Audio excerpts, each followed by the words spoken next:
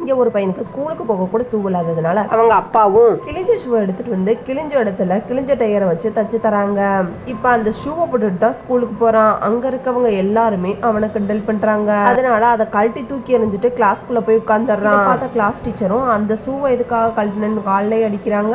அது ஷூவை போட்டுக்கலாம்னு சொல்லிட்டு ஷூவை போட்டுறான். மறுபடியும் அவனை பார்த்து எல்லாருமே சிரிக்கிறாங்க. எதுக்காக சிரிக்கிறீங்க அப்படின்னு சொல்லிட்டு கிளாஸ் டீச்சர் சொல்றது, ஒருத்தவங்க கஷ்டத்துல இருக்கும்போது இப்படிதான் அவங்கள பார்த்து கிண்டல் பண்ணுவீங்களான்னு சொல்றாங்க.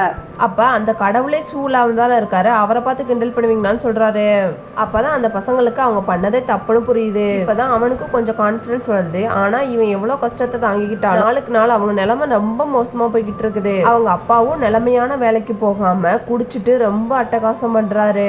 இதுல ஏகப்பட்ட குழந்தைகளை வேற பெத்துக்கிறாங்க. ஏற்கனவே இருக்கிற குழந்தைகளுக்கே சாப்பாடு இல்லாம அவ்வளோ கஷ்டப்படுறாங்க. ஒரு நாள் இந்த பையன் சர்ச்சில் நின்றுட்டு இருக்கும் போது திடீர்னு மயக்கம் போட்டு கீழே விழுந்துடுறான். எதுக்குன்னு கேட்கும்போது சரியான சாப்பாடு இல்லாம தான் மயக்கம் போட்டு கீழே விழுந்துட்டான்னு சொல்றாங்க. ஹாஸ்பிட்டல் செலவு கூட காசு இல்லாம மறுபடியும் வீட்டுக்கு கூட்டு வந்துடுறாங்க.